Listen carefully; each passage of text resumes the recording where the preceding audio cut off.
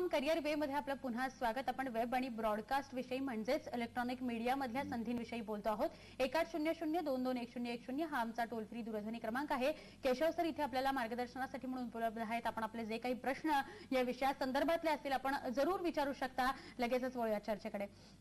आपण रिसर्च क्षेत्रातली जी संधी आहे मीडिया मधल्या त्याच्याविषयी बोललो, मात्र समजा जर फक्त वृत्तवाहिनीचा विचार केला तर कशा पद्धतीने संधी मुलांना उपलब्ध आहे या क्षेत्रात आल्यावर? वृत्तवाहिनीमध्ये एकतर बघतेच की वृत्तवाहिनींची संख्या दिवसेंदिवस वाढते, त्यामुळे साहजिकच मुलांना अधिक प्रमाणात यामध्ये संधी आहे। बेसिकली कुठल्याही वृत्तपत्र किंवा वृत्तवाहिनीमध्ये न्यूज एडिटर पासून ते तुमचा कॉरेस्पॉन्डंट जो फील्डवरचा असतो यापर्यंतची संपूर्ण चेन काम करत असते। म्हणजे इनपुट एडिटर्स असतात, तुमचे कॉरेस्पॉन्डंट असतात, रिपोर्टर्स असतात, नंतर तुम्ही जिथं बसून ते सगळ्या न्यूज तयार करतात त्याचा प्रोड्युसर असतो, चॅनल प्रोड्युसर असतो, त्याचा प्रोडक्शन असिस्टंट असतो। त्यामुळे ही सगळी माणसं येणारी इन्फॉर्मेशन याचं सिंथेसिस करत असतात। म्हणजे इन्फॉर्मेशन आणणं, त्याचं सिंथेसिस करणं आणि ते लोकांपर्यंत पोहोचवणं। प्रत्येकाची त्यातली स्किल्स वेगवेगळी आहेत। एखादा जण फील्डवर राहून तुम्हाला पिस्टू कॅमेरा देऊन तुमच्यापर्यंत ती सगळी बातमी पोहोचवेल। ती पोहोचवल्यानंतर त्या बातमीतलं काय वापरायचं, काय नाही, केवढा वाईट वापरायचा, किती वेळ उपलब्ध आहे, यानुसार इथं मॅनेजमेंट होती। आणि फायनली जे न्यूज रीडर आहे किंवा अँकर आहे तो याचं सादरीकरण कशा पद्धतीनं करायचं, कशा नीट देतो। त्यामुळे हा सगळा कंटेंटशी खेळत जाणारी गोष्ट आहे। अगदी महत्त्वाचं म्हणजे या सगळ्या बाबतीत जर विचार केला तर स्क्रिप्ट किंवा कंटेंट हे अत्यंत महत्त्वाचं। मग तो नीट व्हावा, ती बातमी आपल्याला नीट समजावी आणि ती समजून लोकांपर्यंत पोहोचवावी, यासाठीचा जो एका पत्रकाराचा प्रवास आहे त्याविषयी तुम्हाला काय सांगता येईल? कंटेंट हा सगळ्याचा आत्मा आहे। आपण कालही बोलताना बोलू, कंटेंटचा आत्मा म्हणजे काय की मला एखादी बातमी मला म्हणून समजली का। मी जेव्हा एखादी फील्डवरनं बातमी सांगत असतो तिथं तुम्ही इथं ती स्वीकारत असता आणि ती दाखवत असता तेव्हा त्याला ती समजली असेल, कळली असेल, त्याची इंटेन्सिटी जाणवली असेल तर त्याच्या सांगण्याच्या पद्धतीमध्ये एक प्रकारची एक क्वालिटी येते। तो सांगताना इतक्या व्यवस्थितपणे सांगतो की तुम्हाला ती फारशी एडिट करावी लागत नाही। मग हे कशामुळे कळतं तर मला त्या बातमीत काय सेन्सिटिव्हिटी त्याची जर जागृत असेल की काय घडलंय, समजा विशिष्ट पूर आलाय, मोठ्या प्रमाणात पूर आलाय आणि लोक हवालदिल झाली आहेत, लोकांना घरादारातून सगळं नुकसान झालेलं आहे, याची जाणीव होणं। फक्त मी एक पत्रकार म्हणून बघणार तिच्याकडं आणि ती बातमी न्यूट्रल त्या बाबतीत राहून उपयोग नाही। तुम्हाला सोसायटी बद्दलचं ओरिएंटेशन जोपर्यंत असत नाही तोपर्यंत फील्डवरचे पत्रकार तुम्ही होऊ शकत नाहीत। याचा अर्थ असं तुम्ही त्याबरोबर वाहत जाऊन ती बातमी न देणे असं मी म्हणत नाही, पण त्यांच्या भावना जितक्या तुम्हाला चांगल्या समजतील तितक्या तुम्ही चांगल्या पद्धतीनं चॅनलपर्यंत पोहोचू शकाल आणि पर्क्युलेशन होत जातं, शेवटी कमी कमी होत जातं। त्यामुळे जितक्या स्ट्रॉंगली तुम्ही त्या पोहोचवाल आणि सगळ्या गोष्टीचं ज्ञान तर निश्चित आवश्यक आहे।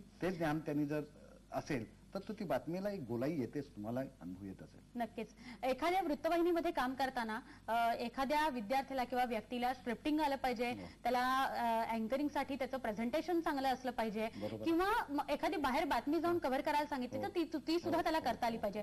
या सगळ्या पातळ्यांवर जेव्हा एखादा विद्यार्थी उतरतो किंवा उतरू शकेल तर त्यासाठी या क्षेत्रामध्ये येताना त्याला कोणते गुण आवश्यक आहेत, कशा पद्धतीने त्यांनी प्रयत्न करायला हवेत, याविषयी काय सांगता येईल? आता होतंय असं आहे की आपल्याकडे इन्फॉर्मेशन खूप मोठ्या प्रमाणात येते, त्यामुळे तुमच्या चॅनलवर एक बातमी आली की बाकीच्या 10 चॅनल्सवर ती बातमी लगेच रन व्हायला लागते। त्यामुळे इन्फॉर्मेशन एखादी बातमी मिळवणं ही अवघड गोष्ट आता राहिलेली नाहीये। पण एक लक्षात ठेवायचं की ज्या बातम्या सहजपणे मिळतात त्या बातमी मागची बातमी काय आहे का, अशी एखादी बातमी आहे काय की जी डेव्हलपमेंटल आहे याच्याकडे कुणाचंच लक्ष गेलं नाही। समजा एखादा आदिवासी एरिया त्यामध्ये कुठली सक्सेस स्टोरी एखादी घडत असेल, अशा अनेक तुमच्याही चॅनल्सवर त्या चांगल्या पद्धतीने येतात की सुंदर पद्धतीची एखादी अचिव्हमेंट तुम्ही दाखवता, एखादी गव्हर्नमेंट लेव्हलवर काही गोष्टीचा सदोष पद्धती काही असेल ती दाखवता।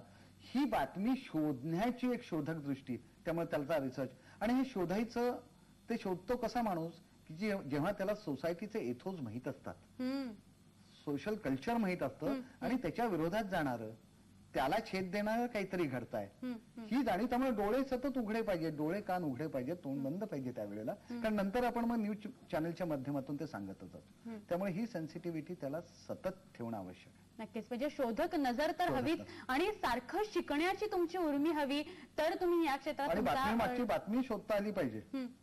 का घडलं असं, एका विशिष्ट ठिकाणी थांबून नाही चालणार. अनेक सक्सेस इन्व्हेस्टिगेटिव्ह स्टोरीज जर तुम्ही पाहिल्यात इंटरनॅशनल लेवलवर, तर ते इतकं मागे गेलेत की त्यातून आणखी वेगळ्या पद्धतीच्या गोष्टी समोर जगासमोर आलेल्या आहेत. बरं, नक्कीच.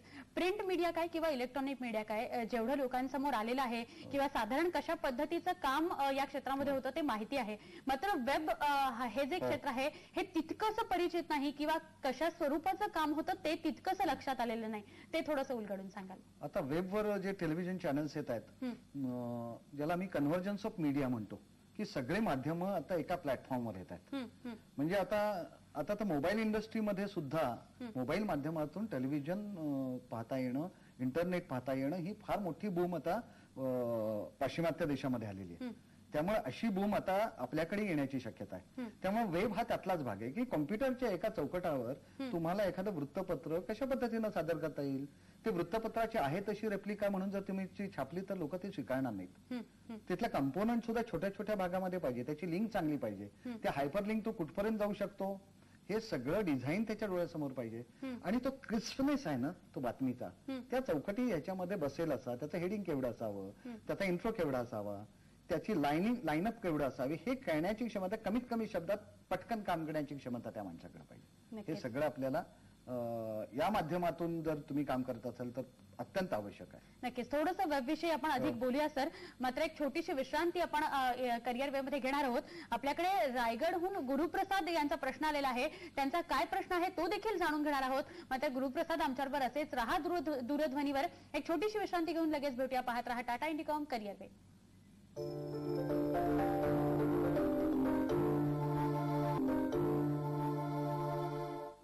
टाटा इंडिकॉम करिअर वेब मध्ये आपलं पुन्हा स्वागत. आपण वेब आणि ब्रॉडकास्ट विषयी बोलतो आहोत. इलेक्ट्रॉनिक मीडिया मधल्या संधींचा वेध आपण घेतो आहोत. 1800221010 हा आमचा टोल फ्री दूरध्वनी क्रमांक. केशव साठे सर आपल्याला मार्गदर्शन करतायत. आपल्याला रायगडहून प्रश्न येत होता गुरुप्रसाद यांचा, त्यांचा काय प्रश्न आहे आपण जाणून घेऊया सुरुवातीलाच. नमस्कार गुरुप्रसाद, काय प्रश्न आहे आपला? हा, मी आता 12वी सायन्स केलेलं आहे. बर. तर मला या 6 महिन्याचा किंवा एका वर्षात वेब मीडियाचा म्हणजे इलेक्ट्रॉनिक किंवा कॉम्प्युटरच्या कुठल्याही संबंधातला कोर्स बद्दल माहिती हवी किंवा इन्स्टिट्यूट बद्दल. आणि नक्कीच. हा, 12वी मला वाटतं त्यांनी केलाय. 12वी नंतर 1 वर्षाचा कोर्स असा नाही, पण आपला BMM सारखा जो कोर्स आहे, बॅचलर ऑफ मास मीडिया, हा तो त्याला पूर्ण वेळ करता येईल. कारण आता बरेचसे डिप्लोमा जे आहेत ते आफ्टर ग्रॅज्युएशन आहेत. म्हणजे जर्नलिझम आणि मास कम्युनिकेशन मध्ये डिप्लोमाज आहेत, पण ते बरेचसे आफ्टर ग्रॅज्युएशन आहेत. त्यामुळे त्यांनी मला वाटतं 12वी नंतर हा सलग 3 वर्षाचा कोर्स जर केला आणि त्याच्याबरोबर जर कॉम्प्युटर आणि याचं इन्फॉर्मेशन टेक्नॉलॉजीचा एखादा कोर्स जर कॉम्बिनेशन मध्ये केला तर मला वाटतं त्याला निश्चित त्याचा उपयोग होईल. नक्कीच. वेब विषयी सर आपण बोलत होतो. वेब मध्ये जर मला वळायचं आहे तर मग काही स्पेशल ट्रेनिंग मला घेता येईल का, किंवा अभ्यास मला त्यासाठी काही वेगळा करायला हवा का, की मी खूप व्यवस्थित म्हणजे सुरळीतरित्या या क्षेत्रात काम करू शकेन? मुख्य म्हणजे जर्नलिझम तर हा म्हणजे तुम्हाला कुठलंही ड्रायव्हिंग येत असेल तर हे व्हेकल फक्त बदललेलं आहे, गाडी बदललेली आहे. आणि ही जी गाडी बदलली त्या गाडीचं स्पेसिफिकेशन एकदा आपल्या लक्षात आलं. म्हणजे वेबवर काम करायचं असेल तर वेब म्हणजे इंटरनेट माध्यमातून तुम्ही अनेक लोकांपर्यंत मास मीडिया म्हणून काम करत असता. त्यामुळं त्या चौकटीमध्ये काय काय पद्धतीनं जास्तीत जास्त चांगल्या पद्धतीनं सादर करता येईल याचा अभ्यास तुम्हाला करावा लागेल. ती चौकट अधिक देखणी, अधिक अपिलिंग लोकांना, कारण अनेक लाखो लोक वेबवर जात असतात. म्हणजे टेलिव्हिजनचा प्रेक्षक एक वेळ मी पाहता येणं शक्य आहे, म्हणजे TRP माध्यमातून म्हणा किंवा कुठल्याही माध्यमातून, पण वेबवर किती माणसं येऊन गेली, काही ठिकाणी नोंद असते की इतके लोक येऊन गेले, पण त्यांना काय आवडतं काय नाही हे मोठं चॅलेंज आहे. त्यामुळं एक तर त्यात आपण एस्थेटिकली किती चांगलं करू शकतो, कंटेंट वाईज किती फास्ट त्याच्यामध्ये चेंजेस करू शकतो. कारण वेब मधली बातमी तुम्ही किती वेळा बघितली की 10 मिनिटांनी त्याच्यावरची बातमी बदललेली असते. त्याची इतकी पटपट बदलावी लागते ती, जशी आपल्या ब्रॉडकास्टमध्ये बदलावी लागते. आणि दुसरं म्हणजे वेबवर एक फायदा असा आहे की वेबमध्ये बातमी बरोबर त्याचं जे डॉक्युमेंटेशन आहे किंवा त्याचा जो रिसर्च आहे त्याची एक वेगळी लायब्ररी पण तुम्ही ठेवू शकता. म्हणजे एखाद्या इराक वॉर बद्दल तुम्ही काही एखादी बातमी दिली तर मुळात काय त्याची हिस्ट्री आहे, काय नाही, कशा पद्धतीचं कन्फ्रंटेशन आहे, कशा पद्धतीचं कॉम्प्लेक्स आहे, अनेक इश्यूंबद्दल तुम्ही घेऊ शकता. तर तो जो रिसर्च बेस आहे तो तुम्हाला या वेबच्या दृष्टीने उपयोगी पडू शकतो. नक्कीच. इलेक्ट्रॉनिक मीडियाचा संपूर्ण विचार करता आपण सगळ्या संधींचा वेध घेतला. मात्र एक टेक्निकल पार्ट आहे, टेक्निकल क्षेत्रामध्ये सुद्धा संधी आहेत इलेक्ट्रॉनिक मीडियाचा जर विचार केला तर त्या कशा पद्धतीने आहेत ते जाता जाता आम्हाला सांगाल. इलेक्ट्रॉनिक मीडियामध्ये संधी ह्या टेक्निकल ओरिएंटेडच हा मीडिया आहे. अगदी म्हणजे आपण लोकांना दिसतोय ते इथल्या छायालेखाकारांनी छाया ज्यांनी दिली आहे त्यांनी चांगल्या पद्धतीनं लाइटिंग केलं म्हणून दिलंय. ही मंडळी चांगले शॉट्स घेतात म्हणून आपण लोकांना दिसतोय. अगदी बरोबर. चांगले चांगले मायक्रोफोन्स आपल्याला दिलेत म्हणून, चांगलं बॅकग्राऊंड केलंय म्हणून हे सगळं सुंदर पद्धतीनं आपण हे पॅकेज लोकांसमोर आणतोय. त्यामुळे त्यांचा फार महत्वाचा वाटा आहे. फक्त टेलिव्हिजन मीडियामध्ये काम करताना कॅमेरामन, लाइटिंग इंजिनियर, नंतर नॉन लिनियर एडिटिंग जे करतात किंवा कॉम्प्युटर बेस्ड जे ग्राफिक्स तुमचे करतात. मला वाटतं न्यूज चॅनलमध्ये ग्राफिक्स मला वाटतं 50% ग्राफिक्सनी आपल्या न्यूज चॅनल असं सजलेलं आहे. हो हो हो. खूप छान डिझाईन्स असतात, छान लेटिंग असतात. तर या पद्धतीने खूप म्हणजे जितकी एवढी संधी आहे 50% इतक्या लोकांना तेवढेच 50% जॉब या लोकांना आहेत. तुम्ही जर सगळं कॉम्पोजिशन बघितलं तर 50% टेक्निकल लोक असतील तुमच्या याच्यामध्ये आणि 50% त्यामुळे निम्मी संधी आहे या लोकांना. एडिटिंग सारखा तर अत्यंत आनंदाचा भाग आहे. एडिटर हा एडिटिंग टेबलवरच एखादी गोष्ट तयार होते. म्हणजे राज कपूर नेहमी म्हणायचं की माझी सिनेमा हा कॅमेरावर ठीक आहे पण एडिटिंग टेबलवर फायनल होतो. आणि he was a very good editor himself. एक जाता जाता सहज उदाहरण दिलं. मग एडिटिंग सारखं कौशल्य फार महत्वाचं आहे. कॅमेरामनचं कौशल्य आणि तुमच्या इथं तर कॅमेराना क्रायसिसमध्ये कामं करावी लागतात. काही वेळेला शोल्डरवर करावी लागतात, काही वेळेला स्टँड लावता येत नाही, काही वेळेला गाडीतून शॉट घ्यायचे असतात. या सगळ्या भान फाळून आपल्याला चांगलं व्हिज्युअल, चांगल्या अपर्च्युअरनी, चांगल्या लाइटिंगनी हे सगळं आपल्याला द्यावं लागतात. खूप चांगल्या संधी आहेत. मला वाटतं जितकी मुलं इकडे चांगली येतील ना तितका आपला हा मीडिया अधिक खऱ्या अर्थाने ग्लॅमरस होत जाईल. बरं केशव सर, 2 दिवस आपण बोलतो आहोत मीडियातल्या संधींविषयी. काल आपण प्रिंट मीडिया घेतला आणि आज आपण इलेक्ट्रॉनिक मीडिया आणि अर्थातच वेब विषयी सुद्धा बोललो. गेल्या 30 वर्षांमध्ये आपण वेगवेगळ्या क्षेत्रामध्ये शिकवत आहात, विद्यार्थ्यांना घडताना बघता आहात. जाता जाता फक्त इतकंच की काय सांगता येईल मीडियामध्ये जे येण्यासाठी म्हणून इच्छुक आहेत त्यांच्यासाठी कुणी यावं, का यावं आणि कशा पद्धतीने तयारीत यावं. एक तर हा ब्रॉडकास्ट मीडिया आहे, हा सगळ्यांना वेलकम करणारा मीडिया आहे. तुम्ही या ब्रॉडकास्ट मीडियाचं जर कल्चर बघितलं तर या इथं अत्यंत कंड्युसिव्ह ऍटमॉस्फिअर आहे काम करायला. खूप फ्रेंडली ऍटमॉस्फिअर मध्ये म्हणजे फिल्म इंडस्ट्रीच्या खालोखाल या ब्रॉडकास्ट इंडस्ट्रीमध्ये आणि न्यूज चॅनलमध्ये खूप फ्रेंडली ऍटमॉस्फिअर मध्ये लोक काम करतात.